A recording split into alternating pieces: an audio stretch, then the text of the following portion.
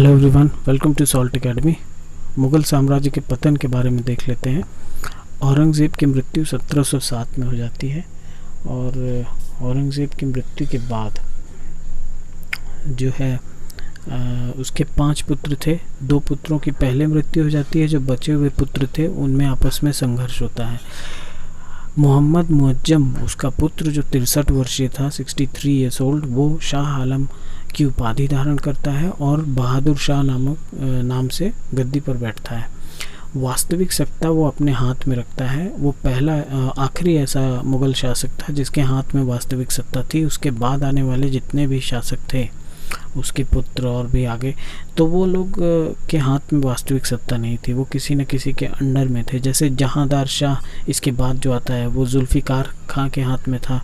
फ़र्रुखसियर जो है सैयद बंधुओं के हाथ में था, यानी वास्तविक सत्ता फ़र्रुखसियर के हाथ में नहीं थी, सैयद बंधुओं के हाथ में थी। सैयद बंधु हालांकि वज़ीर थे, लेकिन जो है सारा प्रशासन संचालन यही करते थे। फ़र्रुखसियर बस नाम की गद्दी पर बैठा था। बहादुर शाह की बात करें तो बहादुर शाह ने बहुत सारे गुटों को खुश करने की कोशिश की। जैसे सिखों का विद्रोह दबाने के लिए उसने सिखों के गुरु गोविंद सिंह को जो है उसने बड़ा मनसब देकर खुश करने की कोशिश की। बुंदेला सरदार छत्रसाल से मेल मिलाप रखा। इस तरह से कई सारे प्रयास उसने किए। 1711 में उसके दरबार में डच प्रतिनिधिमंडल, एक शिष्टमंडल जोशुआ कैटलार के नेतृत्व में आया था, जिसमें एक पुर्तगाली स्त्री जुलियाना की बड़ी भूमिका थी। उसको बीबी की उपाधि दी थी बहादुर शाह ने। 1712 में बहादुर शाह की मृत्यु हो जाती है। बहादुर शाह की मृत्यु के बाद जो है उसका पुत्र जहांदार शाह गद्दी पर बैठता है। जहांदार शाह ज़्यादा योग्य नहीं था, लेकिन फिर भी एक शक्तिशाली सामंत जुल्फ़िकार खां की मदद से जहांदार शाह गद्दी पर बैठता है। जहांदार शाह के गद्दी पे बैठने के बाद जो जुल्फ़िकार खां वास्तविक सत्ता अपने हाथ में ले लेता है और जुल्फ़िकार खां सभी गुटों को खुश करने की कोशिश करता रहता है। जैसे कि जय सिंह को उसने मालवा का सूबेदार बनाया और मिर्ज़ा राजा की उपाधि दी। जो मारवाड़ के अजीत सिंह थे उसको महाराजा बनाया और गुजरात की सूबेदारी दी।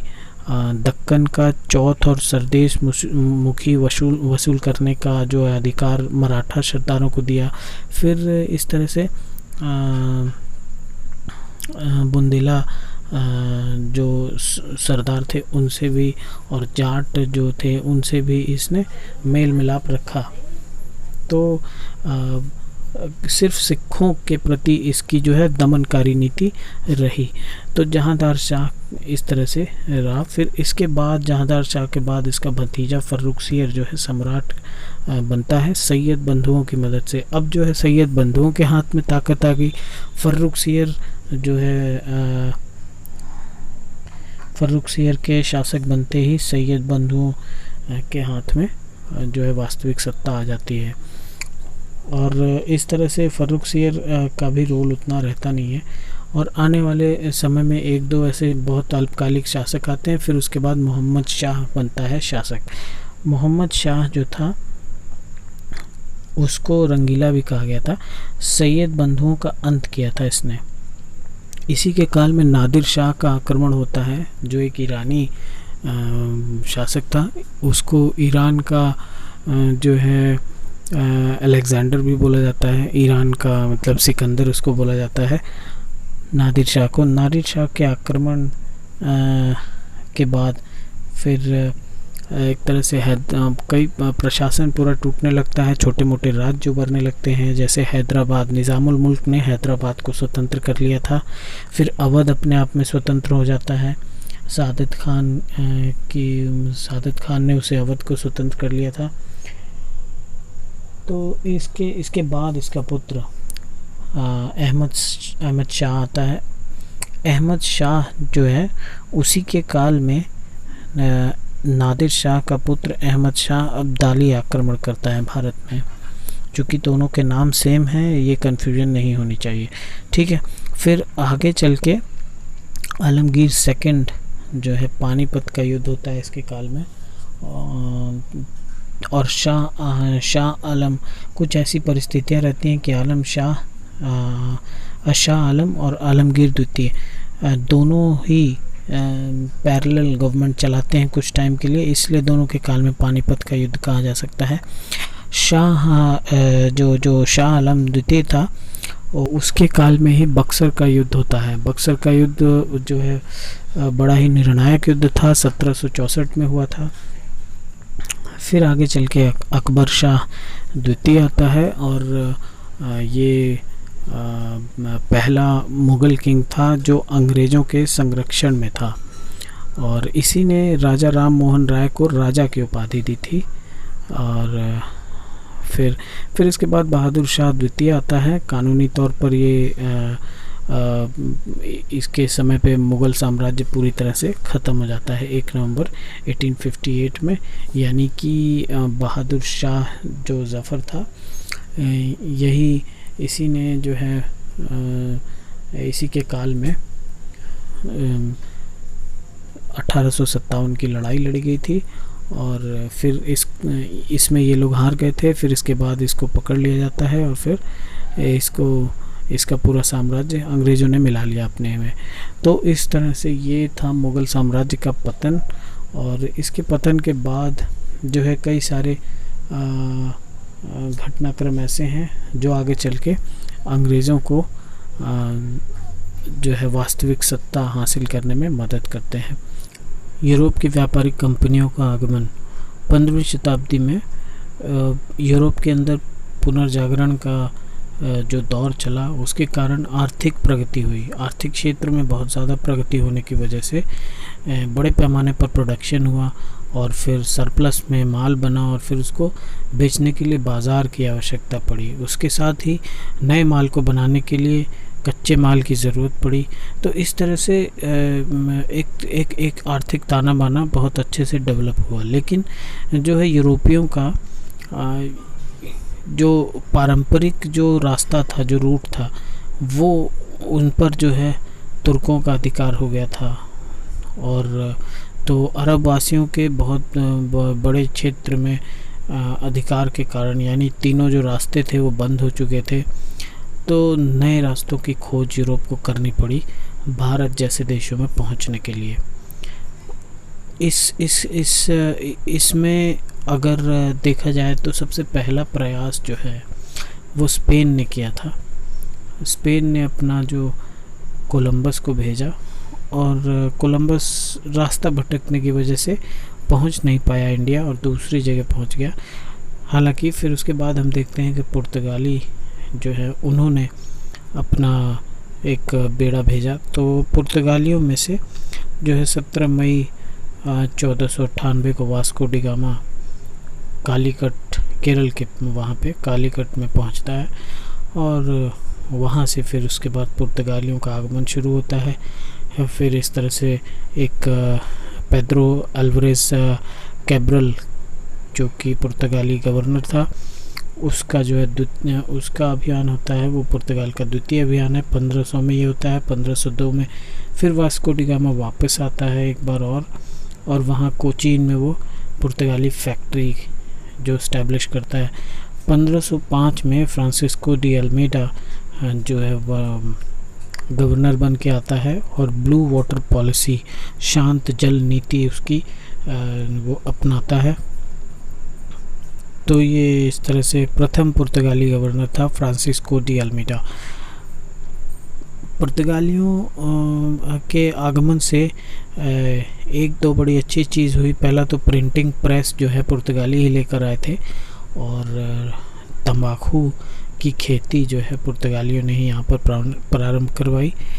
तो इस तरह से एक और पुर्तगालियों से रिलेटेड कहानी है कि इंग्लैंड के चार्ल्स सेकंड, तो जब इंग्लैंड के चार्ल्स सेकंड की शादी हुई तो पुर्तगाल की राजकुमारी से हुई थी। तो इसके उपलक्ष्य में जो है पुर्तगालियों ने भारत का जो बॉम्बे था, जो इनके अधिकार में था, बम्बई, वो दे दिया था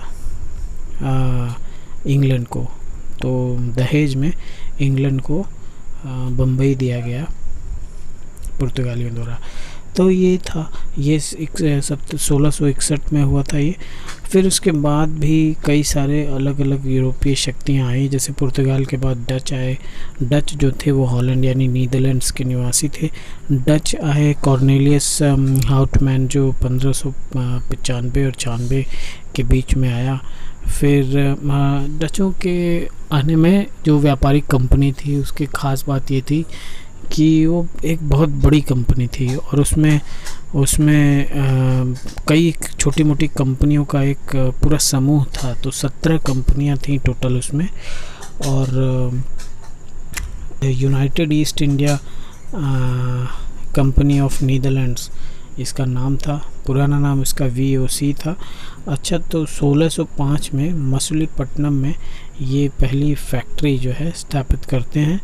फिर बंगाल में भी फैक्ट्री इस्टेब्लिश होती है इनकी 1627 में।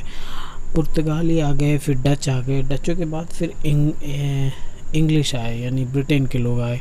कैप्टन हॉकिंस जो था 1608 में आता है। एक्चुअली इनके आने का जो है इस रूट से जो पहला था इंडोनेशिया में ये आते हैं, 1601 में ही आ जाता है। लेकिन फिर भारत आने की अगर कहानी देखें तो कैप्टन हॉकिंस जो है, कैप्टन विलियम हॉकिंस 1608 में यहाँ आता है। ये जहांगीर के दरबार में आता है कैप्टन हॉकिंस। और फिर उसके बाद कैप्टन मिडल्टन। अच्छा, कैप्टन हॉकिंस के बारे में अगर देखा जाए तो कैप्टन हॉकिंस जो आता है वो जहांगीर के दरबार में जेम्स फर्स्ट का अकबर के नाम का एक पत्र लेकर आता है। जेम्स फर्स्ट का पत्र लेकर कैप्टन हॉकिंस आता है। इसके बाद मिडल्टन आता है, कैप्टन मिडल्टन 1611 में। और फिर इस तरह से 1611 में इसकी जो मछलीपट्टनम है वहाँ एक व्यापारिक कोठी गठन होती है। और फिर 1613 में सूरत में भी एक फैक्ट्री इस्टेब्लिश होती है। 1615 में सर थॉमस रो जो है जहांगीर के कोर्ट में आता है।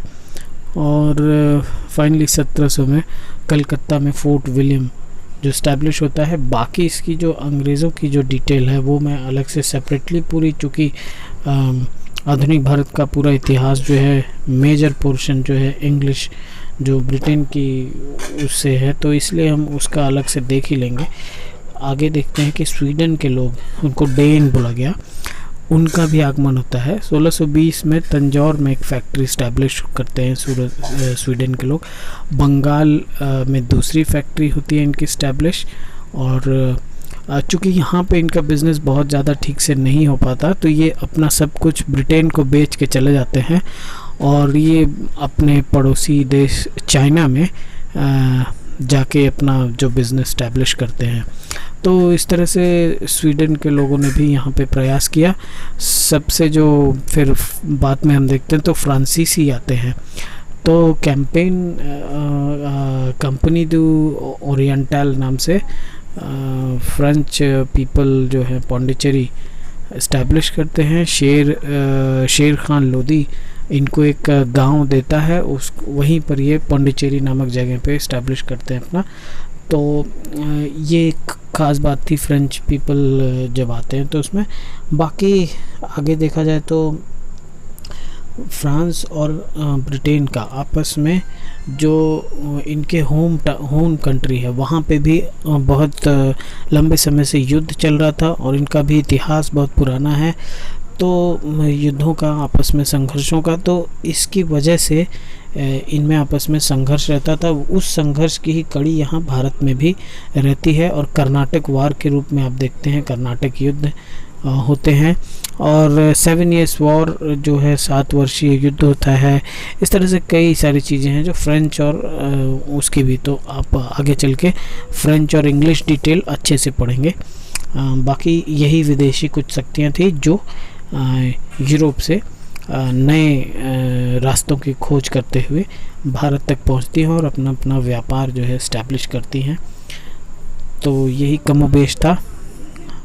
अब आधुनिक भारत में हम इसके बाद जो देखेंगे वो आने वाली सभी चीज़ें सिलसिलेवार चलती रहेंगी। Okay, thank you.